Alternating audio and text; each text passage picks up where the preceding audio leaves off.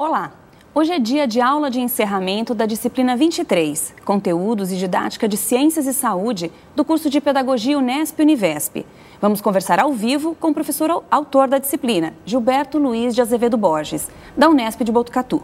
E quem tiver perguntas, pode nos enviar, pois no segundo bloco, o professor Gilberto vai tirar todas as dúvidas.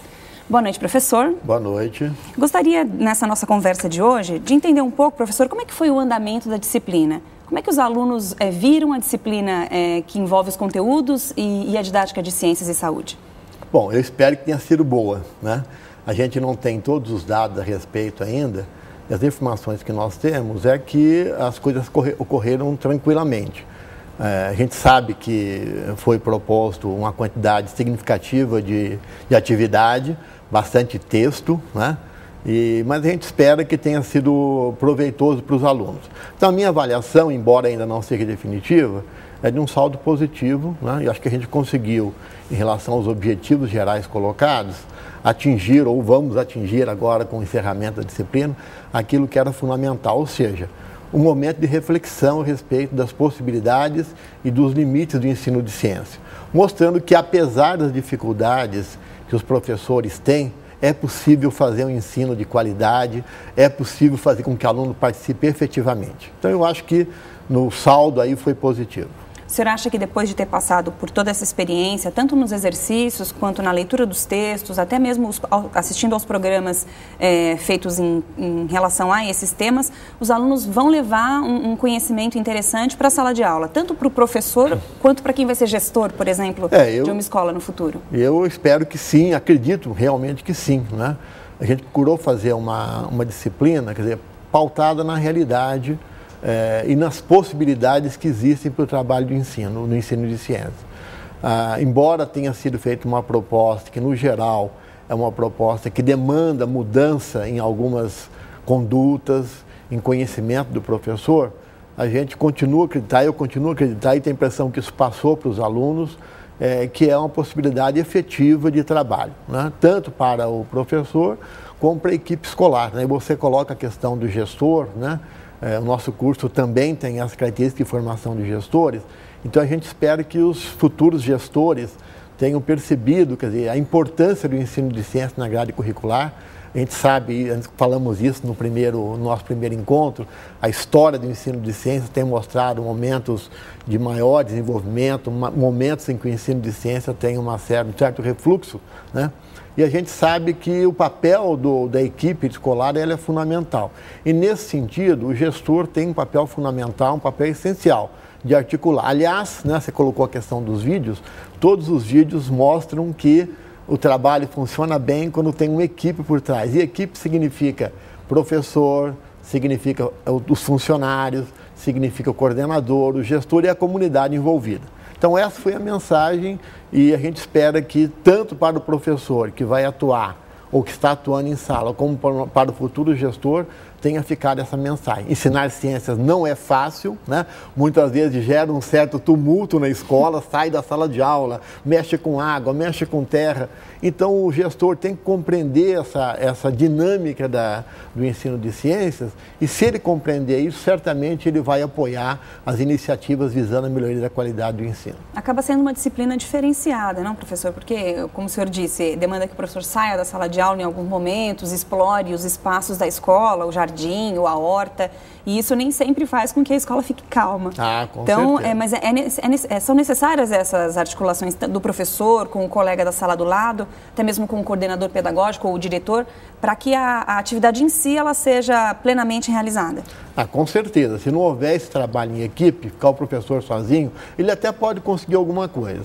Mas se ele não contar com o apoio, e, aliás, volto a dizer, os vídeos tiveram, inclusive, vocês foram felizes nesse aspecto, mostrando que quando existe um trabalho em equipe, quando existe um trabalho articulado na escola, a coisa é bem facilitada. E o ensino de ciência, efetivamente, se ele for levado de uma forma que procure fazer com que os alunos participem mais, ele vai exigir tudo isso. Quer dizer, não dá para ensinar ciências só nas quatro paredes da sala de aula ou só na frente de um livro, né?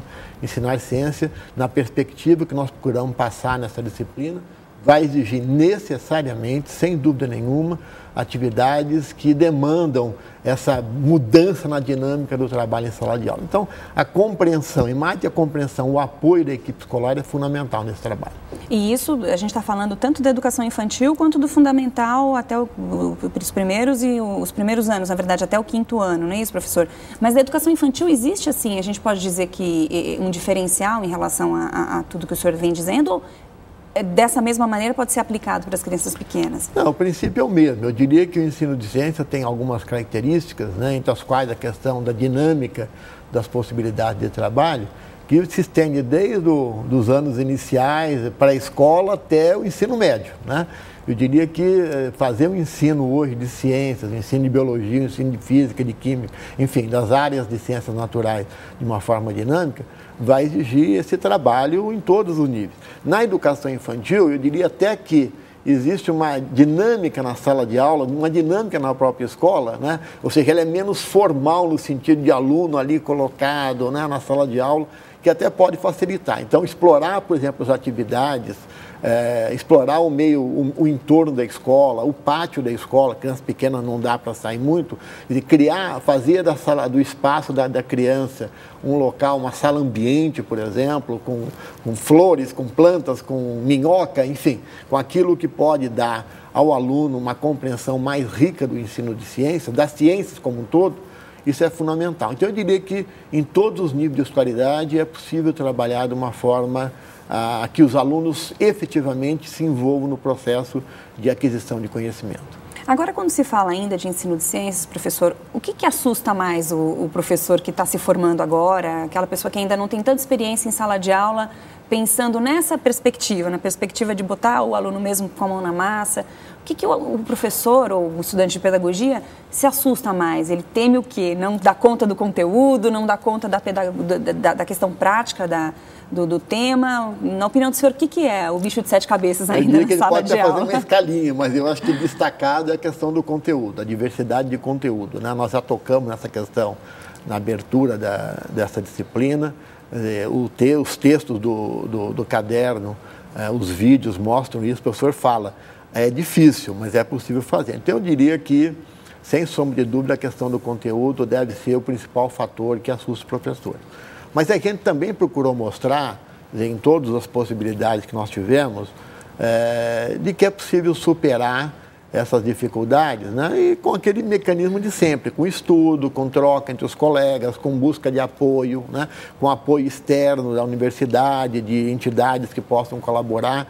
Então, o processo de aquisição de conhecimento que efetivamente o professor, ao terminar um curso de pedagogia, não tem na área de ciências, não tem pelo menos no nível que poderia ser mais adequado, né, que poderia ser ideal, digamos assim, quer dizer, esse é um processo de aquisição que se dá ao longo do tempo.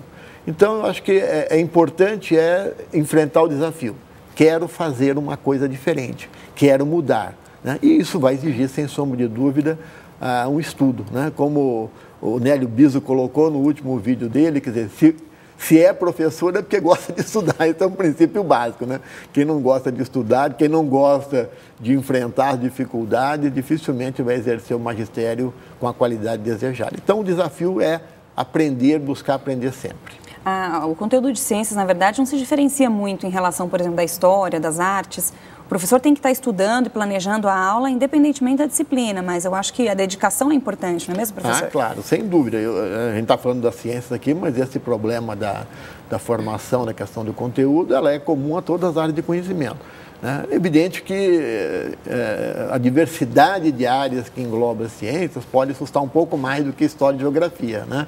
Mas a dificuldade é a mesma e a forma de superar os problemas é a mesma. É estudando, é buscando apoio, é se dedicando, planejando com antecedência as coisas. Então, são mecanismos comuns a todas as áreas de conhecimento. Agora, eu queria que o senhor falasse um pouco mais, nós falamos rapidamente na nossa primeira entrevista, a respeito da questão da avaliação, em relação aos alunos do curso de pedagogia. Como que vai acontecer essa avaliação já nos próximos dias? Como é que o aluno deve se preparar? Como é que o senhor pensou essa avaliação, professor? Bom, como foi pensada a avaliação de ensino de ciências, ele não tem mais o que preparar, né? Porque nós tentamos montar um esquema de avaliação, propusemos um esquema de avaliação, em que o aluno foi gradativamente se envolvendo no trabalho. Então, toda a avaliação foi centrada no desenvolvimento de um projeto de ensino, que culmina agora, na quinta-feira, com a apresentação final, né? Então, a gente espera que os alunos tenham se envolvido. Nós procuramos dar as ferramentas adequadas para isso, né? O banco de informações, por exemplo, que foi colocado à disposição, né? É uma ferramenta que pode ter ajudado, eu espero que tenha ajudado, embora ele seja bastante amplo, né? Porque os conteúdos, os temas são bastante diversificados. Então, a gente espera que o material fornecido possa ter contribuído. E a forma de avaliação, então, ela apenas tem um ponto final agora na quinta-feira, com a apresentação dos projetos de ensino, mas foi um processo que se desenvolveu ao longo do tempo. A gente espera que o pessoal tenha compreendido isso. Nós mantivemos o contato com os orientadores, procuramos orientar quando necessário, né? Em que momento que era preciso dar uma orientação mais específica.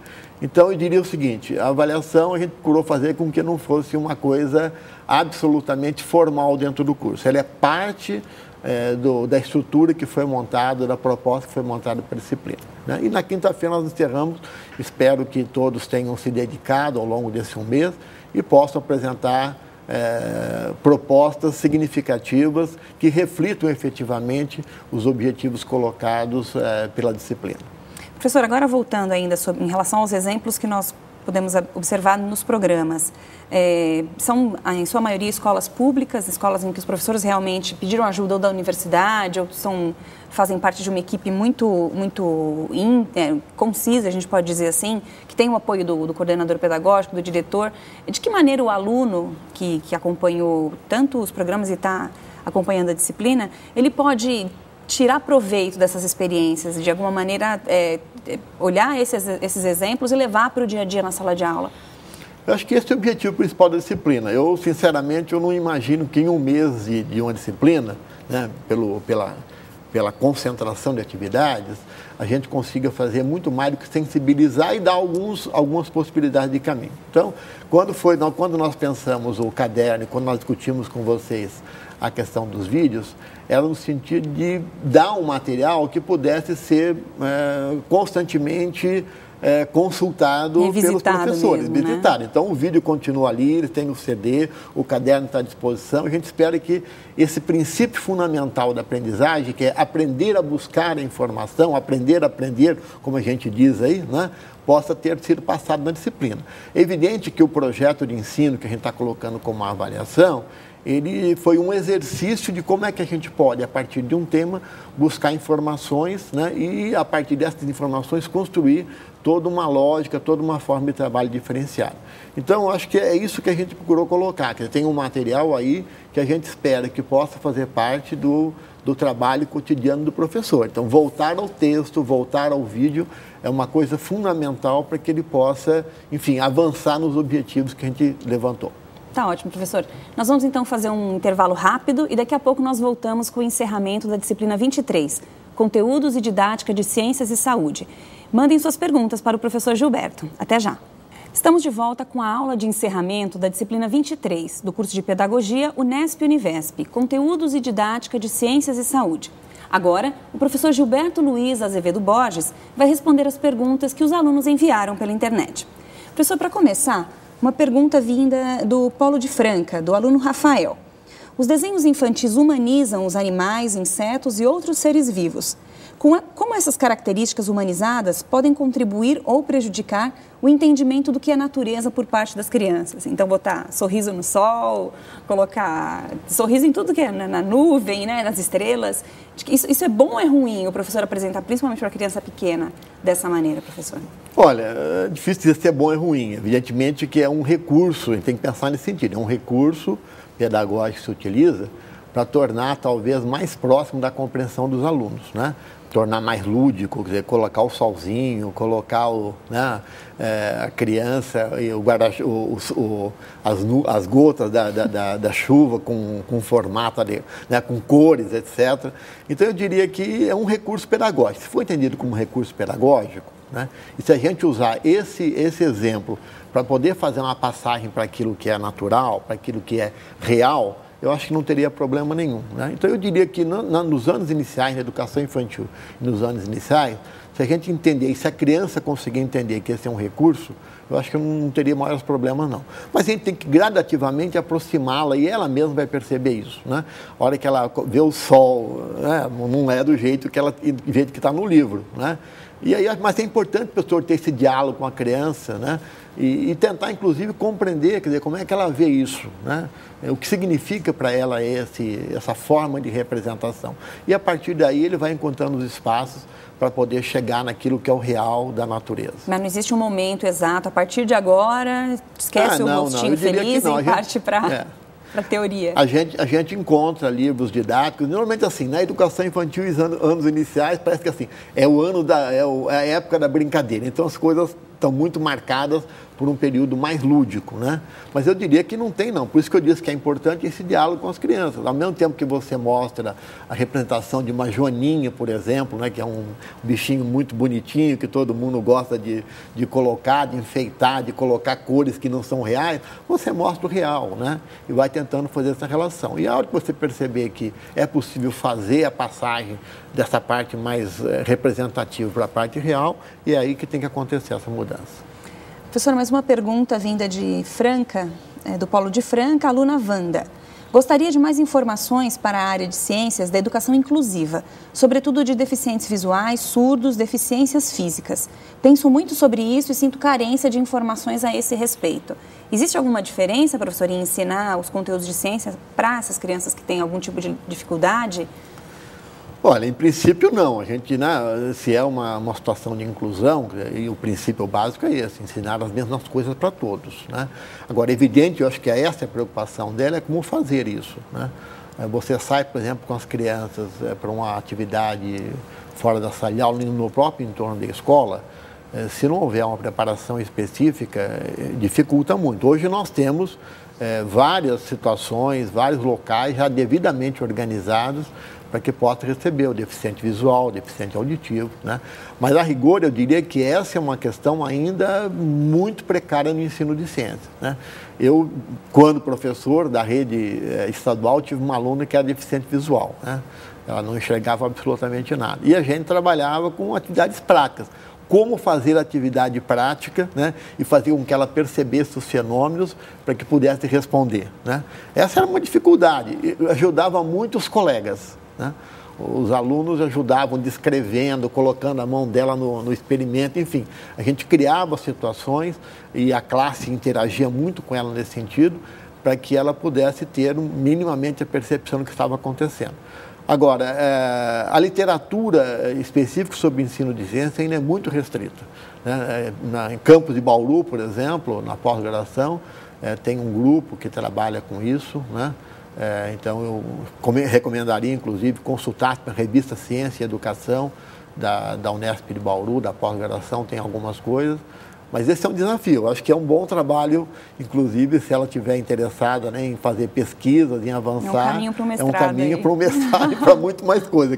E é uma necessidade. A gente sabe que hoje a escola é cada vez mais inclusiva, tem mais gente presente e nós temos carência mesmo de atividades, de possibilidade de tornar efetivo esse trabalho de ciências com esse tipo de pessoas. E esse grupo de Bauru trabalha especificamente isso, o ensino de ciências e a inclusão? Eu tenho acompanhado mais por alguns artigos que foram publicados na revista Ciência e Educação. Eu sei que tem um grupo lá que faz um tipo de trabalho nesse sentido. Então, é um pessoal a ser consultado. Eu vou mandar uma biografia para ela depois nesse sentido. Agora, uma observação aqui que vem do Polo de Araraquara. O Polo de Araraquara parabeniza o professor Gilberto e sua equipe pela organização do material de apoio da disciplina, que consideramos bastante coerente e de excelente qualidade. Então, assim, o resultado foi interessante aqui, né, professor? Elogios. Bom, eu agradeço, né? A gente trabalha muito, né? E acho que, inclusive, a gente precisava de estabelecer um vínculo mais efetivo. Com disciplina muito curta, eu gostaria de ter ido nos campos, né? Só pude ter o contato mais efetivo com o meu polo, né? Mas eu fico à disposição para oportunamente conversar sobre isso e eu agradeço, né, a manifestação do Polo de Araraquara, e aproveito, inclusive, para dizer, se me permite, que é um trabalho de equipe realmente, né? A gente pode ter escrito um material, assim, ser o autor único, mas a gente tem muita gente envolvida nisso. Eu diria que tem aí, para começar, os próprios orientadores de disciplina, né? Não adiantaria nada eu fazer o trabalho e falar, agora se virem, né?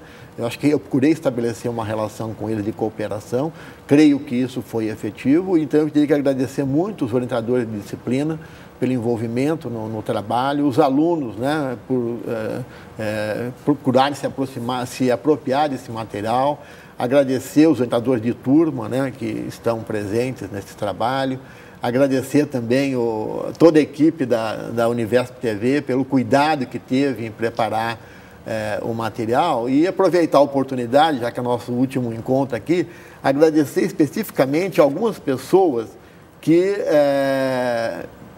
se manifestaram, que, enfim, falaram a respeito de ensino de ciência, né? Os especialistas, a professora Miriam Krasiuschik, da USP, o professor Nélio Bizio, da USP, a Lucelena Saceron, da USP, na Unesp, a Luciana Lunardi, que é a nossa colega lá em Botucatu, o Paulo César também, que é colega em Botucatu, e da Unicamp, o Ivan Amorosino do Amaral, que é meu colega de pós-graduação há muito e muito tempo, o professor Jorge Megide e o Fernando Paixão.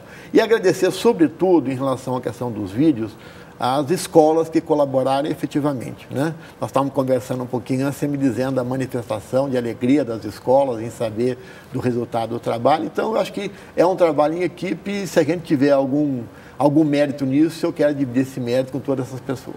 E é interessante, professor, porque o que nós já falamos mais de uma vez aqui, mas acho que é interessante destacar que são escolas públicas, escolas onde a equipe é muito integrada, onde o professor realmente está afim de fazer algo bacana, né? Então, são professores que se envolvem, que discutem, que estudam. Nem sempre tem a oportunidade, por exemplo, no caso de uma das escolas que nós mostramos, de ter um professor da USP fazendo reunião de tempo em tempo, dando uma orientação.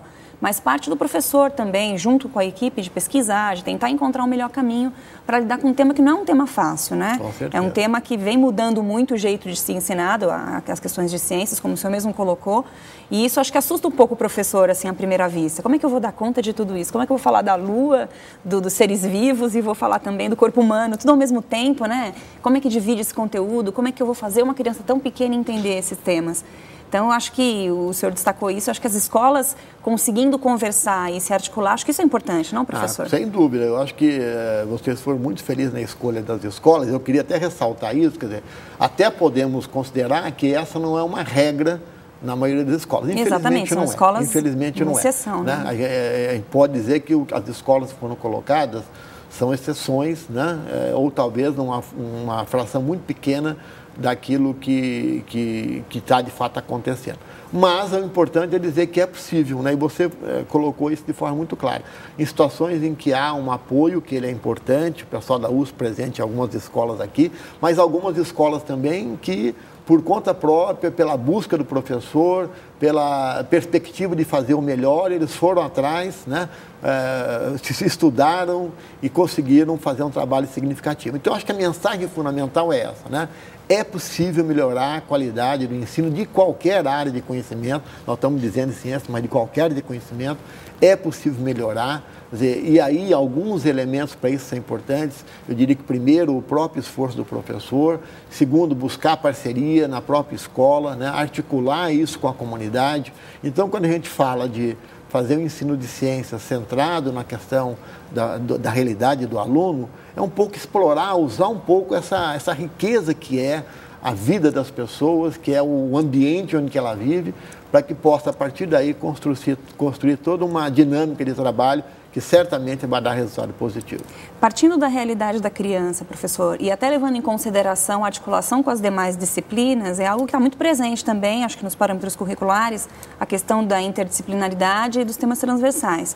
O senhor falou agora de levar para a realidade da criança, isso é algo importante do professor ter em mente, tentar trabalhar com as crianças, não sozinho, às vezes tem uma outra equipe, no caso do Fundamental 2, mas trabalhar essas áreas do saber para tentar fazer com que aquilo faça mais sentido para a criança. Sem dúvida, sem dúvida. Aliás, essa foi uma pergunta que nós não respondemos, porque não havia possibilidade na primeira entrevista, né?